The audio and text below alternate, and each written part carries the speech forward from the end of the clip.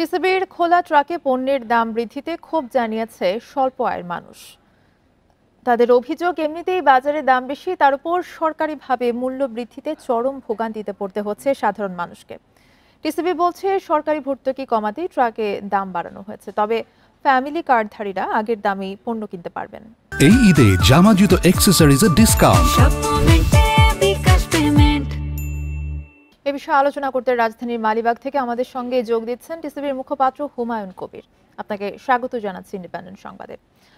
শুরুতে জানতে চাইবো, এই যে স্বল্প আয়ের মানুষের জন্য কিন্তু পণ্য বিক্রি করে টিসিবি, হঠাৎ করে পণ্যের দাম কেন বাড়িয়েছেন আপনারা? আপনি জানেন যে টিসিবি যে স্বল্প আয়ের মানুষের জন্য কাজ করে, সেটার পণ্যের মূল্য কিন্তু পরিবর্তন করা হয়নি। অর্থাৎ সারা বাংলাদেশে যে অল্প আয়ের যে স্মার্ট ফ্যামিলি কার্ডধারী রয়েছে তাদের মূল্যটা অপরিবর্তিত রয়েছে। 100 টাকা লিটার তেল, 60 টাকা কেজি মসুর ডাল এবং 70 টাকা কেজি চিনি। আমরা এই স্বল্প আয়ের মানুষের বাইরে অতিরিক্ত মানুষকে সুবিধা দেওয়ার জন্য আমরা ট্রাক সেল চালু করেছি। এই ট্রাক সেলের মূল্যটা বাজারের সাথে যথেষ্ট সহনীয় রাখা হয়েছে। এই ট্রাক সেলটা যেহেতু স্বল্প আয়ের বাইরেও যে কোনো ভোক্তা ক্রয় করতে পারে, অর্থাৎ আমি সহ আপনি সহ যে কেউ ভোক্তা লাইনে দাঁড়িয়ে ক্রয় করতে পারে, এই জন্য বাজারের মূল্যের সাথে সমন্বয় করে সরকারের ভর্তুকি হ্রাসের লক্ষ্যে এটা করা হয়েছে। ধন্যবাদ। এই যে ঈদের আগে দাম বাড়ানোর সিদ্ধান্ত নেওয়া হলো, সাধারণ মানুষের ভোগান্তি কি এতে বাড়বে না? যেটা আপনি বললেন যে ট্রাক সেলের যে ব্যবস্থাটা নেওয়া হয়েছে, এতে করে কি সাধারণ মানুষের ভোগান্তি আরো বাড়বে? আচ্ছা, আপনি যেটা সাধারণ মানুষের ভোগান্তির কথা বলছেন, আমি কিন্তু বিষয়টা অন্যভাবে ব্যাখ্যা করছি। আমাদের স্বল্প আয়ের প্রতি মাসে যে পণ্যটা দিচ্ছি সেটার কিন্তু কোনো পরিবর্তন না করে আমরা অধিক সংখ্যক মানুষকে আমাদের আওতার মধ্যে নিয়ে আসছি। যেই মানুষগুলা স্বল্প আয়ের চেয়ে একটু বেশি আয় হতে পারে তাদেরকে কিন্তু আমরা কম্প্রোমাইজ করে মানে মূল্যটা সহনীয় পর্যায়ে রেখেছি। এখনো কিন্তু যথেষ্ট পরিমাণ সহনীয় পর্যায়েই রয়েছে আমাদের দামটা।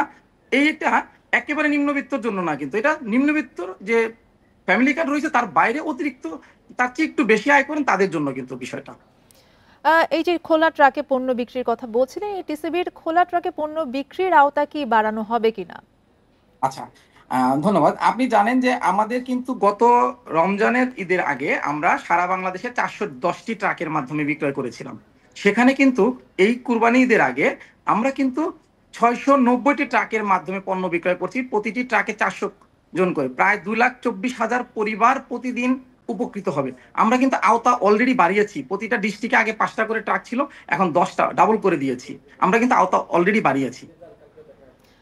আওতা বাড়ানোর কথা বলছিলেন, এই আওতার বাড়ানোর কথার সাথে সাথে যে চাহিদার যে পরিমাণ, চাহিদার তুলনায় কি পর্যাপ্ত পণ্য কি পাচ্ছে তারা বা দিতে পারছেন আপনারা? আচ্ছা, আচ্ছা, চাহিদাটা একটা আপেক্ষিক বিষয়। যেমন দেখেন, আমরা যে মানুষের জন্য কাজ করছি সেই মানুষ কিন্তু 1 কোটি পরিবার যেখানে আছে সেখানে কিন্তু 1 কোটি পরিবারের প্রায় 5 কোটি মানুষ কাভার করছে।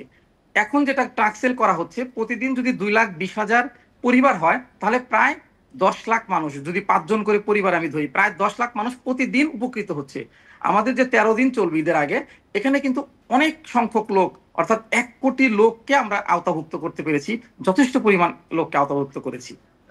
আপনি যেমনটা কিছুক্ষণ আগে বলছিলেন যে স্বল্প আয়ের মানুষের পাশাপাশি যারা একটু বেশি আয় করে তাদের জন্য, তাদের সুবিধার্থে কিন্তু আপনারা এই ব্যবস্থাটা করেছেন, কিন্তু সাধারণ জনগণের মধ্যে অনেকের মধ্যেই কিন্তু ক্ষোভ তৈরি হয়েছে, তারা কিন্তু ক্ষোভ জানিয়েছেন এই বিষয়টাকে নিয়ে। কি বলবেন এটাকে নিয়ে? আচ্ছা, ধন্যবাদ। আপনি দেখবেন যে আমাদের পার্শ্ববর্তী দেশেও কিন্তু নিম্ন আয়ের মানুষের জন্য যে কার্যক্রমগুলো চালানো হয়, এসটিসি বলা হয় সম্ভবত, সেখানে কিন্তু বিভিন্ন রেঞ্জে পণ্য বিক্রি করা হয়। একই পণ্য একদম নিম্নবিত্তের জন্য একরকম রেট, তার চেয়ে একটু আয় বেশি করেন তাদের জন্য আর এক রকম রেট, তার চেয়ে একটু আয় বেশি করেন এরকম। আমাদেরটাও কিন্তু সেই হিসেবে আমরা বলতে পারি যে একদম নিম্নবিত্তের জন্য যেটা ফ্যামিলি কার্ডধারী তাদের জন্য আমরা যথেষ্ট কম রেখেছি, প্রায় বাজারে 50% মূল্য। আর এখন যেটা আমরা করছি ট্রাক সেলের মধ্যে প্রায় 30% আপনার এটা কমে আছে, বা 20 থেকে 30% বাজারের চেয়ে কম আছে। কিন্তু এই জন্য আপনাকে বিষয়টা ওইভাবেই নিতে হবে।